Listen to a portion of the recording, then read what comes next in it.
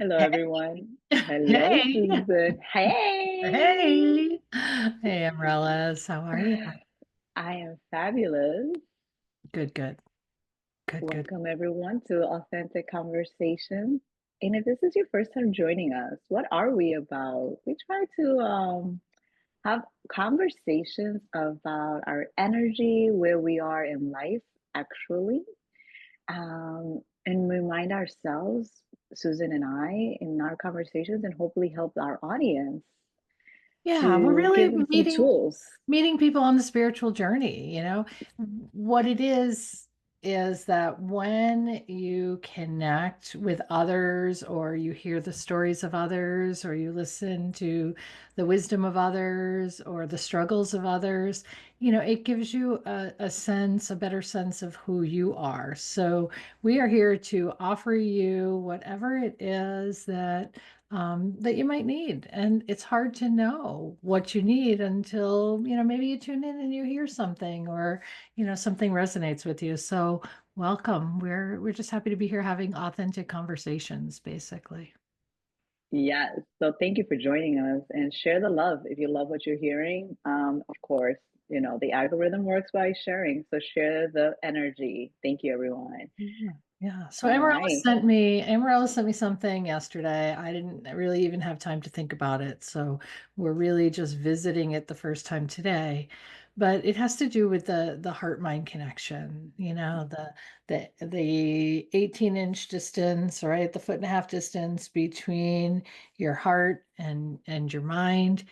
And really, how do we know? I think the question is, right, how do we know if we are working from our heart space or we're working from our head space? Hmm. How do we know this, Susan? How do we know that? Uh, yeah, yeah, that's a very, it's a very interesting question because most of the time, I'm going to be perfectly honest with you, most of the time we defer to the headspace. We listen to the words, we think we're going to figure it out, right? So I think I'm going to figure it out. When sometimes, so the heart space is not about thinking or figuring things out or, gaining power and control. The heart space is about feeling your way through it. So again, in programming and training, I mean, listen to me, I'm using that languaging. I think about elementary school, and I'm sitting there and I'm having to think, the teacher's instructing me to think to come up with a solution, to think to figure it out. Not once does the teacher ever say, well, feel your way through that math problem. It's like these are the steps, and we're taught linear steps to everything. This is the step to writing a good paragraph. This is the step to solving a math problem. This is the steps to finding a partner. This is the step. These are the steps, right? And so we become programmed or dependent on the thinking mind to follow the procedure that's been laid out by someone else in order for us to achieve our goals. So I will tell you that it's very high likelihood that you are responding from a place of thoughts, not necessarily a place of feelings, which indicates you're working from your head, not your heart. So how do we migrate south, right? And check in with how we're feeling. So it's fine to have steps and processes. It's fine to have organized methods of how things are done, but it's also fine to question them. And it's fine to feel your way through them. And it's fine to notice, right? Just because there's a defined way to do it doesn't mean it's the only way to do it. So we have to start asking ourselves, literally asking ourselves, not thinking how we're feeling, but asking ourselves, how are we feeling about this? If we're feeling stuck, if we're feeling misaligned, if we're feeling upset or angry, if we're feeling frustrated, then we have to come back to the feeling, right? So, what is it that our heart is telling us, or what direction does our heart want us to follow, to move in, in order to get where we need to go? So, someone else's process is a foundation or a framework. We use that, but then we need to check that against how we're feeling to fine tune that, to make that our own, to meet ourselves in our own successes, not just by following the step by step instructions of someone else. Does that make sense? Of course. And the thing is that we are being human, so we need to be kind to ourselves when we fall into the programming of I should. We talk Should. I about don't that want to be shouldn't anyone. today. You talk about that today in meditation in our yoga class. Yeah, yeah. I don't want to be shoulding anyone. That's not, you shouldn't be doing something because you think that that's what I want you to do. You need to do what feels right for you. Absolutely. So we are in a lot of new energy in this month, a lot of talking of a lot of things happening and changes. And yes, feel that new vibe that's happening right now. Take that in and be kind to yourself. It's great to set up some goals. It's good to think about how do I feel? Am I happy where I'm at? And back to your feelings, back to putting a hand in your heart. If you're here on this channel, put your hand in your heart and come back to the breath Feel and the breathe rise and into it. fall of the chest. Feel the invigoration of the body. We're coming back to who we are. And I think that that's a lot of what's happening in this next cycle of our lives. We've been working really hard to embody ourselves, to become our person in our body. And like I said, it's great to have frameworks because frameworks provide the support for your Yes. newfound awareness. Okay, so now I'm aware of this. And so then this is how they, I love this is how they say, whoever it is you're reading or listening to. And, even if it's me, I might be your they, but, they say, that these are the things that I need to follow. That's great, but that's not black and white. That is, these are the next inspirations for you to fine tune for yourself. And how do And you through this, fine tune yeah, things, Amaryllis? Do you fine tune things by overthinking about them?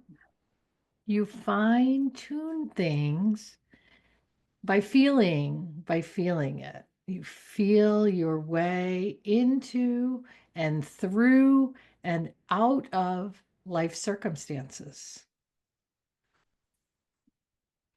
so one of the tools that I would give our audience is back to quietness, however that feels. Because everybody talks about meditation, Susan.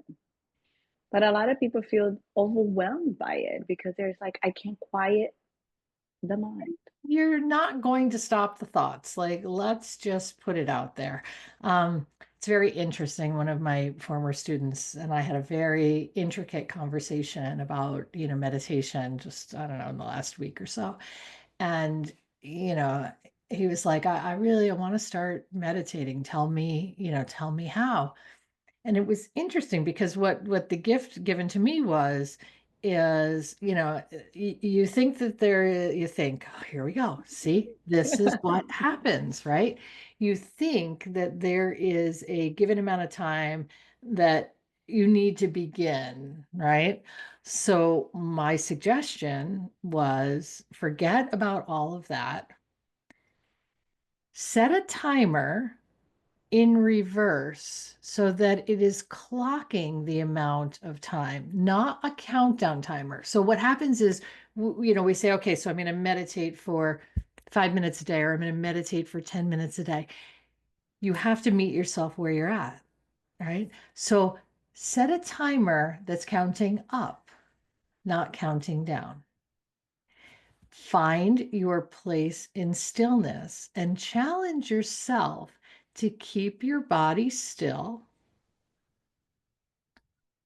to connect with your breath, to use the tools, right? So where we can count breaths, we can, soften on the exhale. We can notice and release thoughts like passing clouds. We can, all of the tools.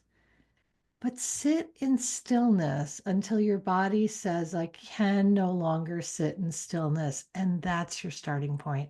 So if you reach your max, if let's say the first time out, and I'm talking about don't itch your itches, don't scratch your scratches, don't wet your lips, you know what I mean? Like, really limit the body movement and find your threshold. So we talk a lot about leaning into the discomfort of growth, but you have to have a baseline. So if that's your baseline, then that's where you start. So if you sat for 7 minutes and 7 minutes you were crawling out of your own skin and you said that's it, and you had no idea how much time has passed, and you looked at the count up and it said 7 minutes and 3 seconds, that's your baseline. So guess what you're going to do tomorrow? You can set your timer for 7 minutes because you know that that's sustainable. And you can do 7 minutes for 3 days or 7 minutes for 5 days. And then you can add an extra minute, because once you start building the discipline and you already know you can do it, this is about setting yourself up for success. Setting yourself up for failure would be putting 10 minutes on the thing and not getting there and having that happen to you twice and never attempting it again because you didn't know your threshold. Do you understand the difference? Oh my God, I love it. I love Count it because I just had the same conversation and I'm sorry, I said the wrong thing. I said count do up. 5 minutes. No, count up versus count down. Let's see, because I'm not in your body. So I don't know what your threshold is. I mean, you might find that the first time you can sit for 25 minutes and, that might be your threshold. Or maybe you're sitting so long that, but that's okay, because then you know what kind of expectations you'll be able to place on yourself to meet yourself with success. I love it.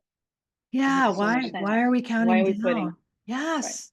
Yeah, why are we setting ourselves up? It's the same thing with New Year's resolutions. I'm going to be resolute, I'm going to hold myself accountable. And now, 21 days into the new year, who's still doing the stuff they said they were going to do 21 days ago? Because it's so resolute. We're not taking into account where we're at right now. We're just randomly choosing something and trying to force ourselves into that. So that's not self-awareness. Self-awareness is use the count up first for a couple times. You might want to do it 2 or 3 times. Take the average of those and start there. But if you can do it once for that amount of time, then that is a great place to begin. Thank you, Susan. I love it. I love it. It makes so much sense because you're setting yourself up not for failure, not for, because we are so thinking already. We go back to the mind. Well, this person said it should be 5 minutes. Yeah. And I think I have to do X amount of minutes in order for it to be valid. I'll tell you what, if it's 2.5 minutes, That's great. a lot. That's Then it's better. 2.5 minutes. It doesn't matter. It Yeah. doesn't matter. What matters Guys, is, they sell us in a commercial 60 minutes. They sell you a product, guys. 60 minutes. So if you could do 60 minutes to be with yourself, you sold yourself an amazing abundance of time. yeah, Back to you. 60. Did you say 60? 60 seconds or Oh, 60. I thought you said 60 minutes. I'm like, a whole hour. I did say 60 minutes, but 60 seconds. Sorry. It's like Okay. less than a Okay. minute, right? Yes. It's Yes. a So if you commercial. could give yourself a 1 minute pause, a 60-second time Yeah. out, And like, so that's the other thing. Now I'm on a roll. Okay. Let's talk about the word timeout. Timeout was not designed to punish children and put them on the stairs for X amount of, however old they are, that many minutes or whatever, I mean, whatever. Timeout was designed to create some space between the stimulus in order to be able to talk through a response. Timeout is not punishment. Timeout is a gift we give ourselves to create some space and distance so that we can shift our perspective and change clarity. That's us as adults, right? So as adults, we give ourselves a timeout, right? So that we can reorganize. Think about sports. They take time out. They take time out to reorganize. Sometimes there aren't even words in timeouts in sports. It's just simply catch your breath and recenter and then get back out there and keep doing what's working, right? So time out is not punitive. It's taken on this punitive thing. I mean, we also offer children time out so that we can de-escalate.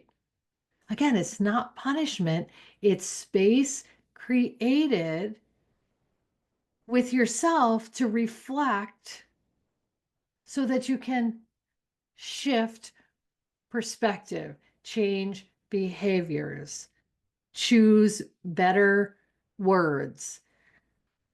Well, it's not punishment. So if you're giving yourself, I give myself lots of timeouts. Oh, I need a timeout. Let me get a drink of water. Let me put a little lemon in it. Let me, just take a couple of breaths. Let me soften and relax my body. Let me check in before I totally check out. Like while I'm still in it, let me pay attention to why I've been triggered or what it is that's feeling uncomfortable. And I mean, I'm not going to bail out if I take a time out. As a matter of fact, I might lean in a little bit harder if I understand why it is that I'm feeling the way I'm feeling. Mm. And then So, we get out of our head and back to our feelings. yeah, the heart is really the center, right? The heart is really the barometer that knows. Every thought we have in our head is not truth. It might be somebody's truth, but it's not necessarily your truth. Right. So, and most of the time, our thoughts are protective in nature, survival in nature, from times where that was all there was. Right. It was survive or not survive, survival of the fittest. So a lot of the thoughts were designed around that. What the truth is in your heart. Do I need that survival thought anymore? Am I safe enough to be able to dial that back and check in with how I'm feeling? Do I need that survival thought anymore? Am I satiated enough to be able to, view something different? So the head is, yeah, the head does a lot of dictation, right? So if you are going to have thoughts, let's reroute them. So we've rerouted the idea of counting up, counting down versus meditation. Let's reroute the thoughts. When you have a thought in your head, pass it through your heart first before you take action on it, right? So this is what I'm thinking. How do I really feel about this? Your heart will have a response. So we do one of two things when we do this. We either ignore the heart's response because we're too soft and everybody thinks we should be doing that, or there's some sort of pressure, external pressure to go against what you're feeling, or we go with the feeling, or we go with the feeling. So your head will talk you in and out of anything. Your heart will be legit, but you have to get to it in order to access that. And you have to be open enough to be able to listen to what's in your heart. So yeah, can the practice of meditation help you with that? Yes. Yes, but it does require noticing the thoughts, Slowing the thoughts is why we slow the body, we slow the breath, so we can slow the thoughts. And just awareness about what kinds of thoughts we're having, what are our recurring thoughts. And if they're not aligned with what you're feeling, right, then we have to deepen that, take that to the next level and try to match up the feelings with the thinking. Now, if you're having negative thoughts and they're creating negative feelings, right, we should never double negative. We should never not be, we should never go against ourselves. So we should always bet on ourselves. So we should always, the foundation of being open in your heart and clear about who you are is trusting the fact that you are here on earth for a reason, with some work to do, with some clearing out or some uncovering or some self-discovery. So if the heart already feels dark or heavy, we have to lighten that, because I understand, the darkness in the heart, right? If the thoughts are dark, the heart is dark, they are aligned, but they're misaligned with the true you. So, one of the tools that I would recommend for our audience who's listening, and is this the first time, and they say, okay, what do I do? Affirmations. That's where Mhm. affirmations come from. If you don't understand them or sort of like, oh, affirmations are great tools to look up and something that you will read and reread, post them on your mirror, say it, because your subconscious mind doesn't know time or difference.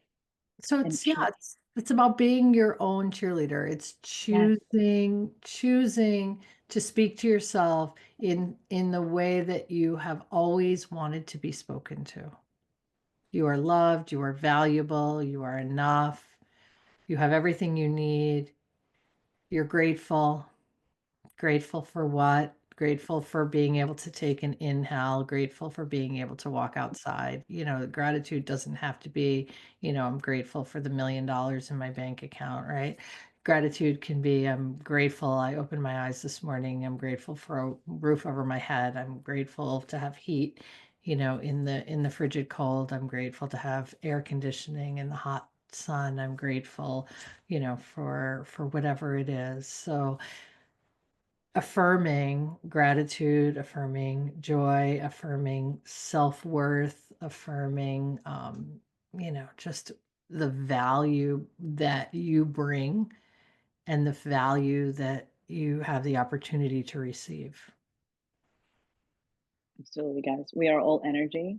And this is why Authentic Conversation is here to remind you that you're not alone, even though it feels sometimes like you are, and that you have to validate and value and love yourself. So when we step out of our mind and those thoughts that are not loving us, we go back to our heart. And we have to remember that it's validating us. You have to love yourself first before you can love somebody else. Put the oxygen mask on yourself first before you can put it onto your next neighbor. Yeah, And that sometimes could be hard for some of us because we want the validation to come from the outside. So, with love and light, we want to remind you that you are loved and you found us for a reason. And just baby steps. Start back to loving yourself. How do you that's speak to yourself? How do you right. feel about yourself and how you think about yourself? So this all started from, am I coming from my head or coming from my heart? I say, you're going to come from your head. Let's filter it through the heart. Let's make sure that we're checking what's right for us, that we're fine tuning what's gifted us and personalizing the perspective and making it our own. So thank you so much for joining us. Yes. Thank you guys. We will see you next time.